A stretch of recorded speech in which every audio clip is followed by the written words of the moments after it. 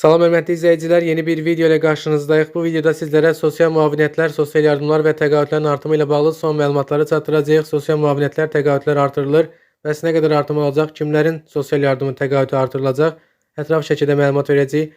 İlk olaraq video keçməzdən öncə bu videonu mütləq bəyənin ki, video daha çox insan açılsın. Eyni zamanda kanalımıza mütləq abunə olun ki, biz bu cür videolar paylaşdıqda sizə dərhal bildiriş gəlsin.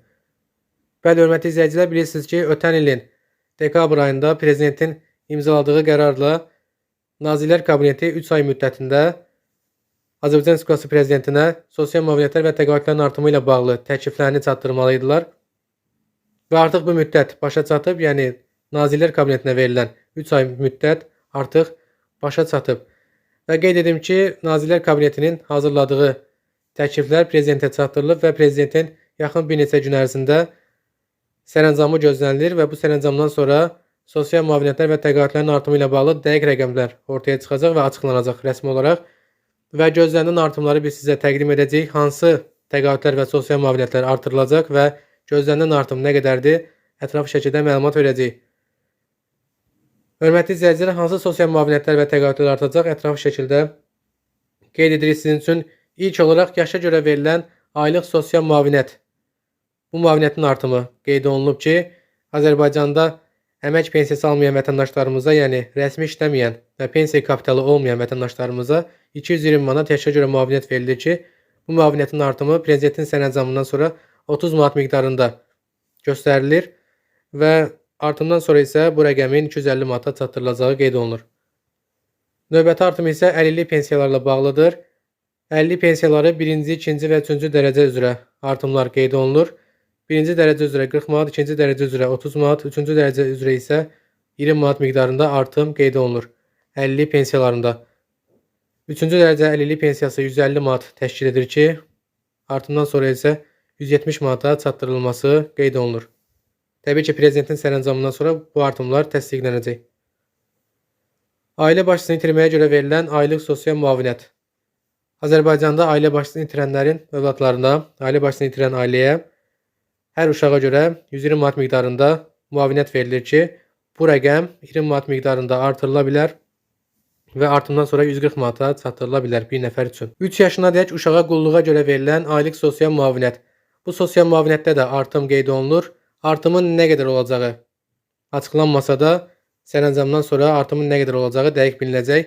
Azərbaycanda işləyən anaların analıq məzuniyyətə çıxdığı zaman verilən bir müavinətdir dövlət tərəfindən və bu müavinətin də artımı qeyd olunur. Müddətli həqiqi hərbi xidmət, hərbi qulluqçularının uşaqlarına görə verilən aylıq sosial müavinət. Bu müavinətdə də artım qeyd olunur.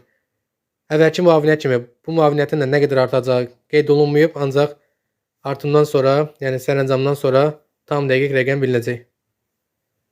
Bəzi kateqoriyaya daxil edilən dövlət qulluqçularına ömürlük verilən sosial müavinət.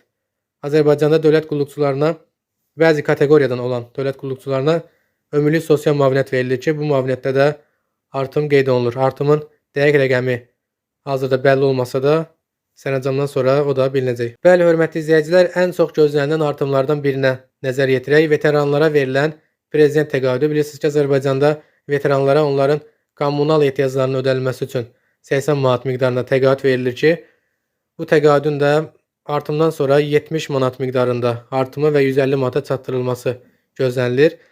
Bu barədə bir çox təkliflər var. Milli Məclisdən də bir sıra təkliflər olunurdu ki, veteranlara verilən təqaüd çox azdır. Bəziləri 40 manat, bəziləri 60 manat, bəziləri 100 manat hətta artırılmasını təklif etmişdi. Prezident təqaüdünün 200 manata çatdırılmasını qeyd etmişdilər. Ancaq gözlənilən artım 70 manat təşkil edir ki, bu da prezident təqaüdünün 150 manata çatdırılması deməkdir. Veteranlara verilən təqaüdün 150 manata çatdırılması deməkdir. Təbii ki, artım Prezidentin sərəncamından sonra bəlli olacaq. Prezidentin təqaüdü, veteranlara verilən bu təqaüd artımı hazırda qeyd olunsa da artırılmaya da bilər. Hələ ki, bununla bağlı tam dəqiq fikir yoxdur. Ancaq artırılsa 70 manat artım qeyd olunub, hörmətli izləyicilər. Bu da Prezidentin sərəncamından sonra tam dəqiq bilinəcək. Övladlığa götürülən uşağa, o cümlədən 18 yaşına dək əlilliyi müəyyən edilmiş uşağa görə verilən aylıq sosial müavinət.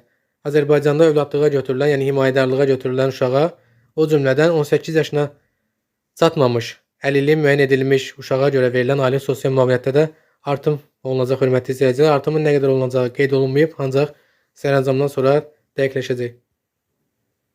Valideynlərini itirmiş və valideyn himayəsindən məhrum olmuş uşaqların qəyyumlarına verilən aylıq sosial müavinət. Bu müavinətdə də artım olunacağı qeyd olunub. Artımın nə qədər olunacağı əvvəlki müavinətdə olduğu kimi qeyd olunmasa da sərəncamdan sonra dəqiqləşəcək.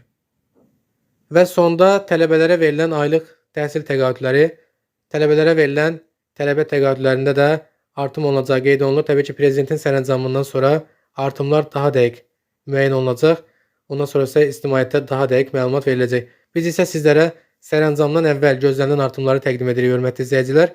Prezidentin sərəncam imzalaması üçün Nazirlər Kabinetinin təklif etdiyi pensiya və təqaüdlərin artımıdır. Bizim təqdim etdiyimiz, təbii ki, prezidentin qərarından sonra, sərəncamından sonra pensiyalarda, sosial müavinətlərdə və təqaüdlərdə nə qədər artım olacağı tam dəqiqləşəcək. Təbii ki, biz də öz növbəmizdə bundan sonra daha ətraflı video paylaşıb sizə məlumat verəcəyik. Bugün isə videomuz yekunlaşır.